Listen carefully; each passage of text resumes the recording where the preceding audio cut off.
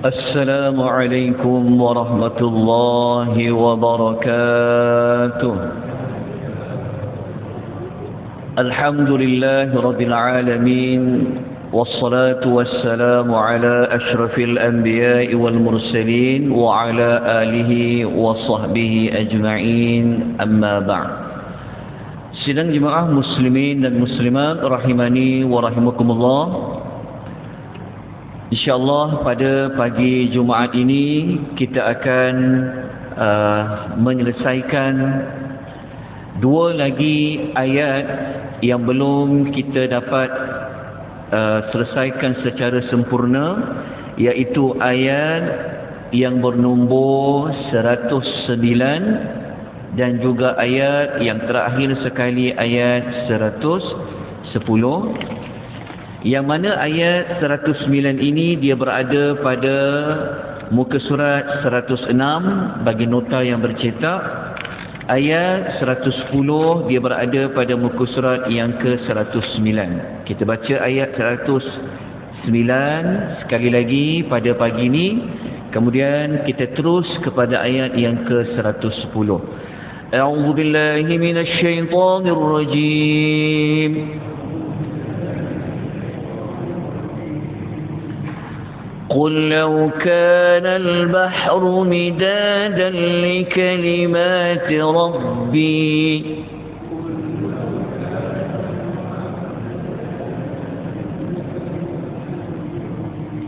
لنفد البحر قبل أن تنفد كلمات ربي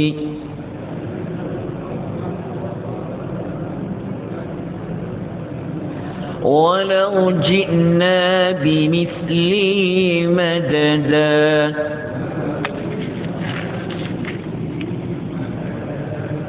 Ayat terakhir, قل إنما أنا بشر مثلكم يوحى إلي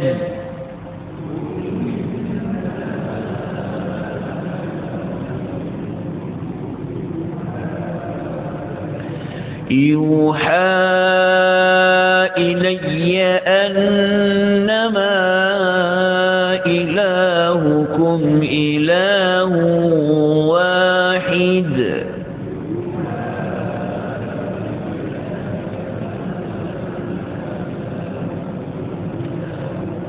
فمن كان يرجو لقاء ربه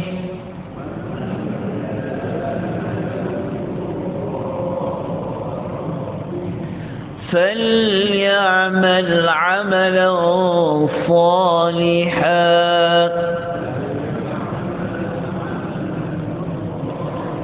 ولا يشرك بعبادة ربه أحدا.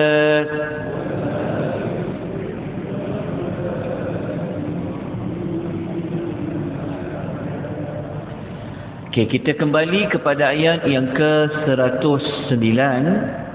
Ayat 109 ini Allah memerintahkan kepada Nabi SAW untuk memberitahu kepada umatnya bahawasanya ilmu Allah ini terlalu luas.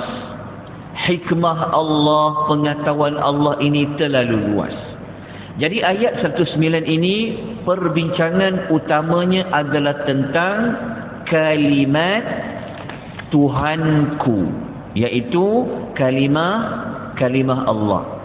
Kalau kita lihat pada ayat 109, kita akan mendapati ada dua kali pengulangan kalimah perkataan li kalimati rabbi. Lepas tu kita jumpa sekali lagi kalimatu rabbi. Jadi kalimatu rabbi ini, kalau menurut Dr. Wabah Az-Zuhaili rahimahullah, kalimah-kalimah Allah adalah merujuk kepada ilmu Allah, hikmahnya Allah, pengetahuan Allah. Maknanya termasuk juga perbuatan Allah. Maknanya kalau kita nak cerita tentang Allah ni, ilmu dia, apa yang dia buat ni, Seperti ayat 109 kata, kalau kita ambil semua laut yang ada dekat muka bumi ni, ditambah lagi sekali banyak laut itu untuk menulis cerita tentang Allah, ilmu Allah, apa yang Allah lakukan, tak sempat nak ditulis, maka air laut yang dijadikan sebagai dakwat itu sudah pasti akan habis.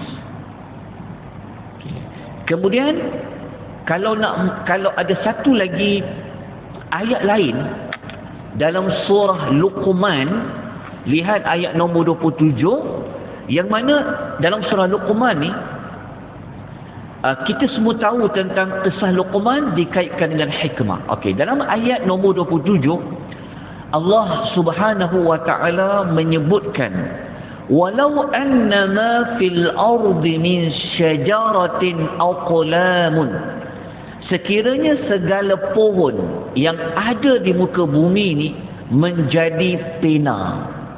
Kalau dalam ayat 19 Allah cuma katakan tinta, iaitu dakwat, tetapi dalam ayat surah Luqman ni Allah mengatakan, kalau kita ambil semua pokok, pohon-pohon di muka bumi ni, jadikan dia sebagai aqlam, iaitu sebagai pena, dan wal bahru, dan diambil seluruh laut menjadi dakwat.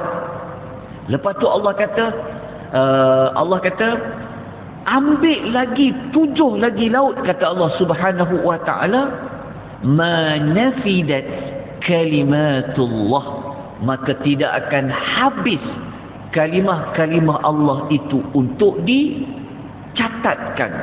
Lepas tu Allah mengatakan, innallaha azizun hakim, sesungguhnya Allah Maha Perkasa lagi Maha Bijaksana. Jadi tuan-tuan dan puan, kedua-dua ayat ni menunjukkan kepada kita tentang ilmu Allah Subhanahu wa taala yang terlalu, yang kita tak dapat nak gambarkan. Okey, mengapakah ayat yang terakhir ini 109 ini, dua ayat terakhir ini diletakkan dalam suratul Kahfi? Kalau kita masih ingat lagi, kita telah ulas sebelum ini. Dalam surah Al-Kahfi ini ada banyak cerita-cerita yang asalnya Nabi SAW pun tak tahu. Cerita tentang penghuni gua, cerita tentang Musa dengan Khadir, cerita tentang pemilik 2 kebun, cerita tentang Dzulqarnain. Tetapi setelah Allah menurunkan Al-Quran kepada Nabi, barulah Nabi tahu. Yang Nabi tahu itu pun hanyalah sedikit daripada apa yang Allah hendak ceritakan. Jadi kita dah tahu tentang ayat 19, dan kita teruskan kepada ayat yang terakhir pada pagi ini, ayat yang ke-110. Ayat yang 110 ni adalah ayat, kalau kita baca pada terjemahan ayat tu, Allah mengatakan, katakanlah wahai Muhammad, sesungguhnya aku hanyalah seorang manusia seperti kamu. Okay. Ayat ni Allah minta kepada Nabi SAW untuk membuat penekanan bahawa Nabi ni, dia ni sama macam kita semua, memiliki sifat bashar, iaitu sifat kemanusiaan. Okay, kalau kita tengok pada ayat tu, kita akan jumpa macam ada penguatan kat situ. Pertama, basyarun, dah manusia, mislukum, seperti kamu. Maknanya ada 2 pengulangan. Kenapa? Kenapa perlu ditekankan bahawa Nabi Muhammad tu adalah seorang manusia? Kenapa? Okey. Kerana kalau kita ingat lagi ayat yang awal-awal suratul Kahfi. Ayat yang awal-awal suratul Kahfi, Allah membicarakan tentang isu ada orang mengatakan bahawa Allah ini ada anak. Ayat yang awal-awal kita ingat dalam suratul Kahfi. Jadi pada penutup suratul Kahfi diulang kembali apa yang telah dibincangkan pada awal-awal suratul Kahfi. Kerana Kenapa perlu ditekankan Nabi ini basyarun mislukum? Adalah untuk mengelakkan mana-mana manusia yang mengangkat, memuliakan Nabi ini dengan secara berlebih-lebihan, sehingga diangkat Muhammad itu adalah seperti Tuhan, ataupun dia mempunyai sifat-sifat yang ketuhanan. Agama Kristian, mereka telah melebih-lebihkan Nabi Isa, sehingga diangkat Nabi Isa itu sebagai salah satu daripada 3 Tuhan. Jadi ayat ni juga telah menyelesaikan, telah membantah apa yang pernah dipegang oleh mana-mana manusia tentang rasul-rasul yang Allah hantar. Walaupun Nabi manusia, bezanya Nabi ni dengan kita, yuha ilayya. Nabi ini dia mendapat wahyu. Itu beza kita dengan Nabi. Nabi manusia yang makan dan minum. Nabi mempunyai keluarga. Nabi berjalan ke pasar. Nabi tidur. Kita pun sama. Tetapi yang membezakan kita dengan Nabi SAW, Nabi SAW mempunyai wahyu yang Allah beri kepadanya. Kemudian Allah nak menekankan annama ilahukum ilahu wahidun. Allah tutup ayat yang terakhir surah Kahfi dengan membuat penekanan bahawa tiada Tuhan lain. Tuhan yang kamu itu hanyalah Tuhan yang satu. Okey, lepas Allah mengukuhkan maklumat tentang itu, kemudian Allah letak di hujungnya, sesiapa yang dia berharap untuk jumpa dengan Tuhannya. Okey, tuan-tuan bulatkan ataupun highlightkan perkataan yarju. Faman kana yarju. Perkataan yarju yarju tu dia menggunakan kata kerja yang present tense. Yarju. Perkataan yarju tu dia adalah present tense. Dia adalah kata kerja sekarang. Kita sebut dia dengan istilah fi'lul mudhari'. Okey. Kalau Allah menggunakan fi'lul mudhari', kalau Allah menggunakan present tense, menunjukkan ayat itu dia akan berlaku secara al-istimrar. Istimrar ni maksudnya dia akan berlaku berterusan. Maknanya berharap untuk jumpa Tuhan ni, dia bukan minggu lepas contoh, dia bukan kadang-kadang, tapi misinya di situ Allah nak kata faman kana yarju, sesiapa yang dia berharap sampai bila-bila dia untuk bertemu dengan Tuhannya. Jadi dekat situ sebenarnya Allah nak cakap kepada kita bahawa kita ni kena selalu fikir, kena selalu mengimpi-impikan untuk kita bertemu dengan Allah. Selalu tu ia digunakan pada fa'lul mudhari' yarju. Tapi nak jumpa dengan Allah ni nak kena buat apa? Allah mengatakan yang pertama, falyamal amalan salihah. Dia kena buat amal yang salih. Dan yang kedua, wala yusyrik bi'ibadati rabbih ahada.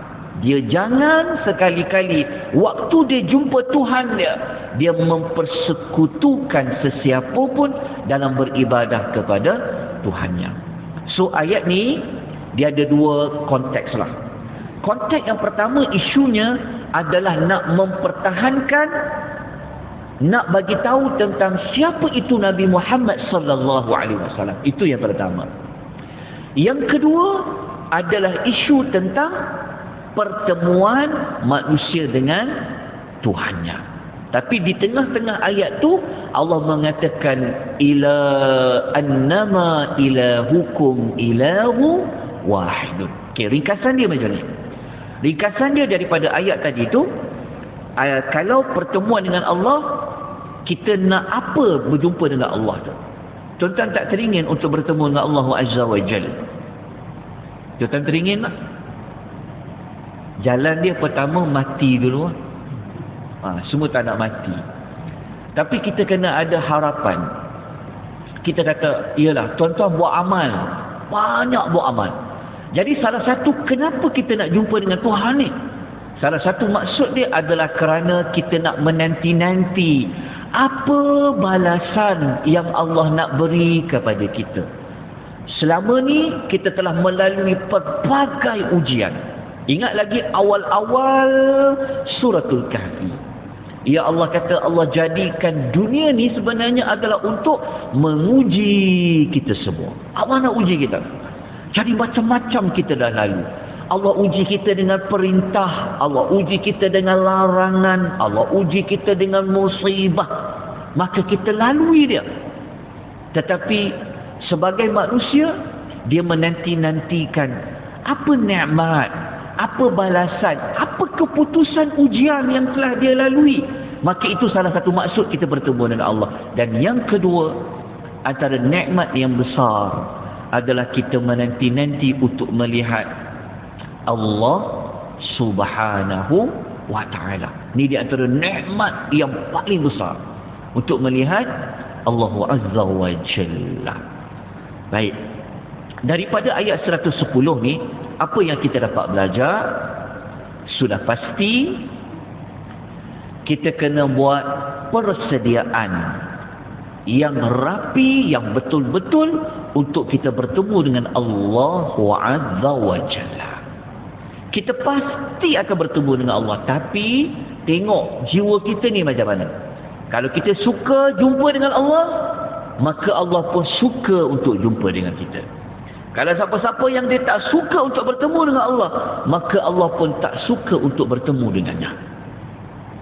Jadi dalam jiwa kita ni, kita sangat rindukan Tuhan.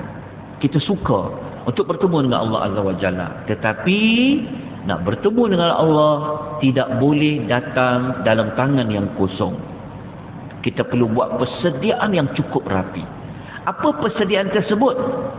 Kalau kita baca, kalau tengok dekat ulasan tu, ada dua amal utama untuk bertemu dengan Allah. Nombor satu adalah kita tidak mensyirikkan Allah dua sudut. Sama ada syirik besar ataupun syirik kecil seperti riak. Jangan kita nak bertemu dengan Allah buat dua perbuatan. Pertama syirik besar lah. Yang kedua juga amalan-amalan yang diiringi dengan syirik kecil. Dan yang kedua, iaitu kita kena memperbanyakkan amal soleh. Tapi amal soleh mesti amal yang bersesuaian, yang bertepatan dengan syariat, yang dibawa dengan petunjuk yang ditunjukkan oleh Nabi sallallahu alaihi wasallam. Jadi itulah penutup kepada suratul Al-Kahfi. Kita ada lagi dalam 3 minit. Okey. Saya nak membuat pengulangan, kalau tuan-tuan masih ingat lagi tentang okay. Kalau tuan-tuan masih ingat pada awal-awal suratul Kahfi, okay. Tuan-tuan ada nota edisi 1 tak? Nota yang pertama ada bawa? Tak ada. Tak ada bawa. Okey, tak apa. Okey, begini. Saya tunjukkan tuan-tuan, inilah ini penutup untuk pengisian kita tentang tadabbur suratul Al-Kahfi. Okay, saya tunjuk sekejap penutupnya. Okay. Ini adalah nota yang pertama. Sekejap ya. Tuan-tuan masih ingat lagi gambar rajahan? Ini yang mula-mula dulu. Okey, tak apa. Kita buat kesimpulan dia. Dia sebenarnya macam ni. Kalau tuan-tuan baca Quran, tuan-tuan baca surah, tuan-tuan boleh dapat maklumat tu dengan pembuka. Tuan-tuan tengok pembuka dia, kalau masih ingat, waktu kita belajar dulu ayat 1 dengan ayat 6, Allah buka tentang Al-Quran. Betul tak? Allah buka tentang Al-Quran. Dan penutup surah Al-Kahfi Allah sebut juga tentang apa? Al-Quran. Sebab ayat 109 tadi tu, yang ilmu Allah, kalamullah, antara maksudnya adalah Al-Quran. Kita tengok ya, pembuka iaitu pada ayat 1 sampai nombor 6 cerita tentang Al-Quran saja. Seperti mana ayat yang kita belajar, Alhamdulillahillazi anzala ala abdil kitab. Dan penutup surah Al-Kahfi juga menyebut tentang Al-Quran pada ayat 109. Dan kalau kita perasan, pada pembukaan surah Al-Kahfi ayat nombor 7 dan ayat nombor 8, Allah cerita tentang manusia ni dibagi dunia untuk apa? Dan penutup suratul Kahfi, kalau tengok dekat ayat mula-mula kan Allah kata dunia ni perhiasan, dunia ni ujian, dunia ni akan binasa. So kalau dunia ni ujian, dunia ni akan binasa, lepas binasa dunia nak pergi ke mana? Jadi penutup ayat tadi tu kata apa? Kita akan bertemu dengan Allah. Jadi itulah pembuka dan penutup, dia gabung. Oh, rupanya ada maklumat di situ. Begitu juga dengan penutup isu dunia dan penutup isu bertemu dengan Allah Azza wa Jalla. Maka pada pagi ini kita telah tamatkan tadabbur suratul Al-Kahfi. Jadi kesimpulan dia, kalau tuan-tuan gabungkan nota 1 dengan nota 2, setakat yang saya dapat catat, kita telah pelajari 147 tindakan selepas tadabbur yang kita kena lakukan. Daripada 110 ayat, kita telah dapat menyenaraikan 147 tindakan yang perlu kita ambil. Jadi itu saja pengisian kita pada pagi ini untuk tadabbur suratul Al-Kahfi. Isnin minggu depan kita buat sesi rumusan, dan hari Selasa mungkin kita masuk sedikit tentang Dajjal. Hari Rabu atau hari Khamis kita akan mula belajar tadabbur surah Yasin. Jadi kita berhenti setakat ini. Kita mohon rahmat dan berkat dari Allah Azza wa Jalla. Kita sudahi pengisian kita pada pagi ini dengan tasbih kafarah. Subhanakallahumma wa bihamdika asyhadu an la ilaha illa anta astaghfiruka wa atubu ilaik. Wal 'asr innal insana lafi khusr illa alladhina amanu wa 'amilus shalihat wa tawassaw bil haqq wa tawassaw bis sabr. Wabila taufiq hidayah. Wassalamualaikum warahmatullahi wabarakatuh.